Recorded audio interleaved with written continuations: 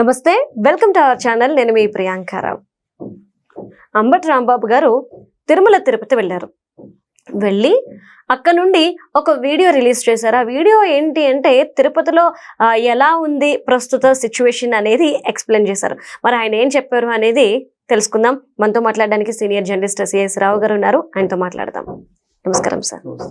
Sir, Ambati Rambabu గారు కూటమి ప్రభుత్వం మీద సమయం దొరికినప్పుడు విరుచుకుపడుతూ ఉంటారు, ప్రశ్నల వర్షం కురిపిస్తూ ఉంటారు.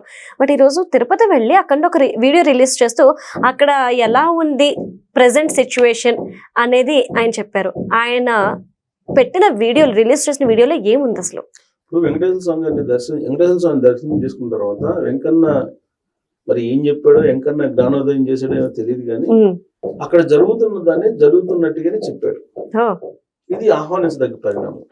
ప్రత్యేకించి అంబటి రాంబాబు గారు లాంటి వాళ్ళు రాష్ట్రంలో ఏం జరుగుతుందో అనేది ఉన్నట్టు చెప్పగలిగితే కనుక ఆయనకి గౌరవం ఉంటుంది, సమాజానికి కూడా మేలు జరుగుతుంది.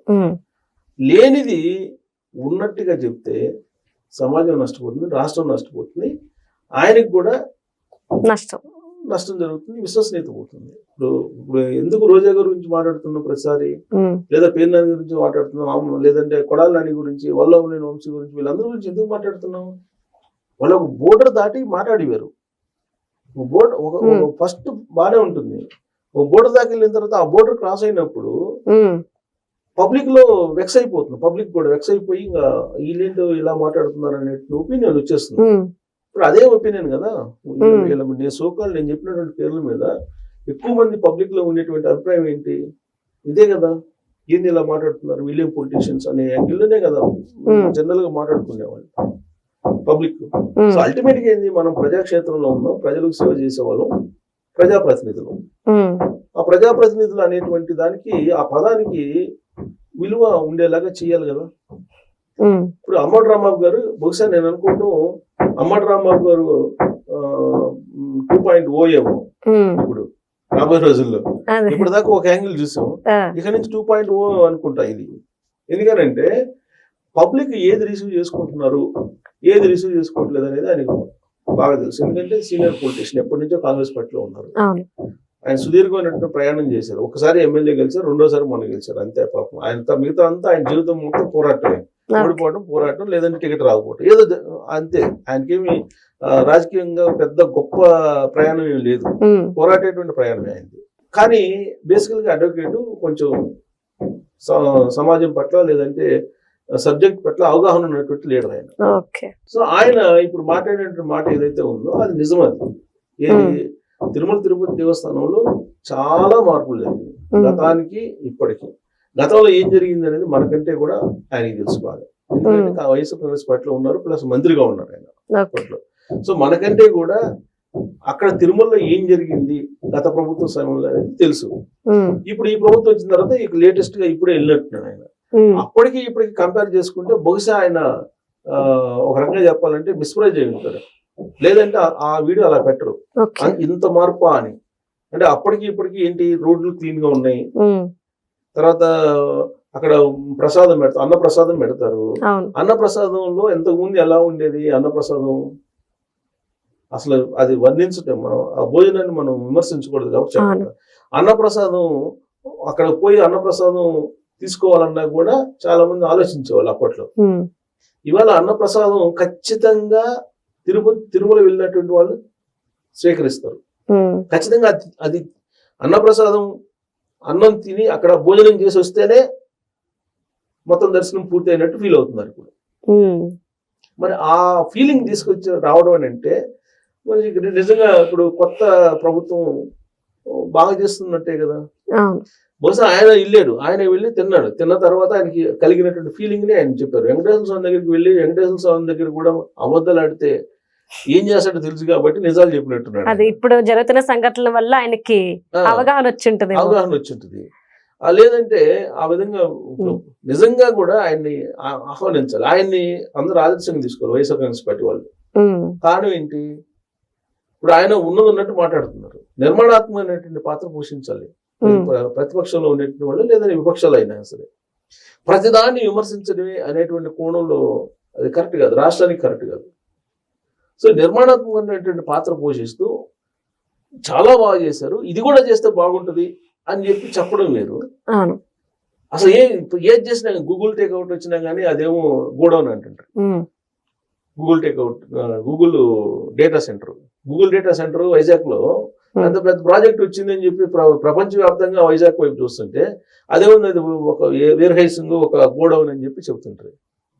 సో ఇలాంటి పరిణామం ఏదైతే ఉందో అది ప్రతిపక్షానికి నెగిటివ్. ఇప్పుడు పీపీపీ మోడల్లో మెడికల్ కాలేజీలు నిర్ణయం తీసుకున్నారు చంద్రబాబు నాయుడు గారు, అది కరెక్ట్ అని చెప్పేసి హైకోర్టు చెప్తుంది.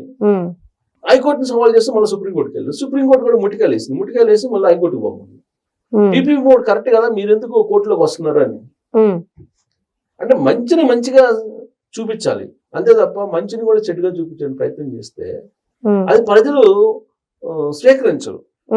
నిర్మాణాత్మక పాత్ర పోషించాలి. అసలు నన్ను అడిగితే ఒక సీనియర్ జర్నలిస్ట్ గా 28 సంవత్సరాల అనుభవం ఉన్నటువంటి నన్ను అడిగితే ప్రభుత్వానికంటే ప్రతిపక్షానికి బాధ్యత ఉంది, ఎక్కువ బాధ్యత ఉంది ప్రతిపక్షానికి ప్రజల పట్ల ప్రభుత్వానికంటే.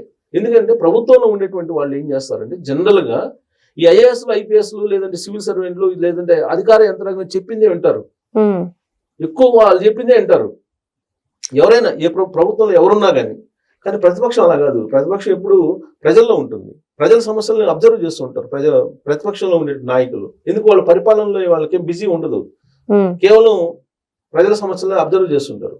కాబట్టి వాళ్ళు నిర్మాణాత్మకంగా కనుక వ్యవహరిస్తే రాష్ట్రానికి మేలు జరుగుతుంది. అంటే ప్రభుత్వం కంటే కూడా ప్రజల పట్ల బాధ్యతగా ఉండాల్సిన వాళ్ళు ప్రతిపక్షం. కానీ అలాంటిది ప్రతిదీ ప్రభుత్వం చేసిన ప్రతి పనిని విమర్శించడం. ఇప్పుడు రోసీ గారు ఉన్నారు, సీనియర్ పొలిటీషియన్, ఇప్పుడు లేరు ఆయన దగ్గర భౌతికంగా, కానీ ఆయన మాట్లాడినటువంటి మాటలు కానీ ఆయన ఇచ్చినటువంటి స్పీచ్ కానీ అసెంబ్లీలో ఇవాళ కూడా ఎందుకు చెప్పుకుంటున్నారు? ఇప్పుడు అసలు లైబ్రరీలో ఉంటాయి ఆయన స్పీచ్లు, అవన్నీ ఇప్పుడు వచ్చినటువంటి జనరేషన్ చూడాలి. ఆయన ఏం చేస్తారు, ప్రభుత్వం మొత్తం చెప్పిందంతా కూడా వాళ్ళు ప్రభుత్వం ఏదైనా నిర్ణయం తీసుకుంటే ఆ నిర్ణయం మొత్తం కూడా ఆహ్వానిస్తూ కానీ ఇదిగో ఇక్కడ లోపాలు ఉంది, ఇది కూడా సరిచేస్తే బాగుంటుంది అని చెప్తారు. ఇప్పుడు ఏ ప్రభుత్వం కూడా ప్రజలకి హాని చేసేలా నిర్ణయం తీసుకోరు కదా, ప్రజలంగా అధికారం ఉండాలని కోరుకుంటారుగా. ఏ పార్టీ అయినా నాకే అధికారం ఉండాలి, ప్రజలు మనల్ని పొందాలి, ప్రజా ఆశీస్సులు ఉండాలి అని చెప్పి కోరుకుంటాడు. ప్రతి నాయకుడు అదే కోరుకుంటాడు కదా, ప్రజలకు కావాలని ద్రోహం చేయరు కదా. కాకపోతే దాంట్లో ఉండేటువంటి లోపాలని ఎవరు, ఇప్పుడు నా తప్పు నాకు తెలియదుగా, ప్రతిపక్షాలు చెప్పాలి. ఎలా చెప్పాలి? ప్రతిపక్షాలు ప్రతిదీ తప్పు అనకూడదు. ఒక నిర్ణయం తీసుకున్నప్పుడు పాజిటివ్స్ నెగిటివ్స్ రెండూ ఉంటాయి. నువ్వు పాజిటివ్లు కూడా చెప్పి ఇదిగో ఇంకా పాజిటివ్ కావాలంటే ఇదిగో ఇలా చెయ్యండి, ఇది నెగిటివ్ గా కనిపిస్తుంది అని చెప్పాలి. అలా కాకుండా కంప్లీట్ గా నెగిటివ్ చెప్పేసి ప్రజలు మనల్ని పొందలేరు. అందుకే బహుశా నేను అనుకోవటం అంబటి రాంబాబు గారు సెకండ్ వర్షన్ 2.0 అంబటి రాంబాబు 2.0 కనిపిస్తున్నట్టున్నారు. లేదంటే ఆయన సీనియర్ పొలిటీషియన్ నెక్స్ట్ భవిష్యత్తును చూసుకొని ఆయన ఏమన్నా టోన్ మార్చారేమో. భవిష్యత్తును చూసుకున్నప్పుడు టోన్ మారిపోతుంది కదా, టోన్ మారడానికి భవిష్యత్తుని చూసుకోవడానికి ప్రాథమిక స్టెప్ తిరుమల నుంచే వేసారేమో ఆయన. ఎందుకంటే తిరుమల పోయిన తర్వాత ఒక డెసిషన్ తీసుకుంటారు కదా ఎవరైనా. బహుశా రాబోయే రోజుల్లో ఇప్పుడున్నటువంటి పరిస్థితుల్లో వైఎస్ఆర్ కాంగ్రెస్ పార్టీ ఎలా ఉంది, జగన్మోహన్ రెడ్డి గారు మంగళవారం మధ్యాహ్నం వచ్చి బుధవారం మధ్యాహ్నానికి వెళ్ళిపోతున్నారు. వచ్చినప్పుడు ప్రతిసారి ఏదో ఒకటి చెప్తారో అదేమో బూమరాంగ్ అవుతుంది. నిర్మాణాత్మకమైనటువంటి వైఖరి లేదు కదా. సో దాంతో బహుశా నేను అనుకోవటం ఒకవేళ ఇసుకుపోయి ఉంటే నెక్స్ట్ స్టెప్ తీసుకోవడానికి ప్రాథమికంగా ఒక అడుగు వేసి ఉంటారేమో ఇప్పుడు. అంటే బహుశా జనసేనలోనో లేకపోతే టీడీపీలోనో లేకపోతే ఇంకో పార్టీలోనో చేరడానికి ఒకవేళ కాంగ్రెస్ పార్టీకి ఇప్పుడు షర్మిలా గారితో కొంచెం క్లోజ్ గా ఉంటారు, ఆయన కాంగ్రెస్ లోకి వెళ్తారా? ఇప్పుడు ఏదో మొత్తం మీద ఒక ఆలోచన లేకుండా అంత సీనియర్ పొలిటీషియన్ ఇంత బోల్డ్ గా అధికార పక్షాన్ని అంటే ఉన్నదన్నట్టు చెప్పారు. అదేం ప్రశంస కాదు, ఉన్నదన్నట్టే చెప్పారు.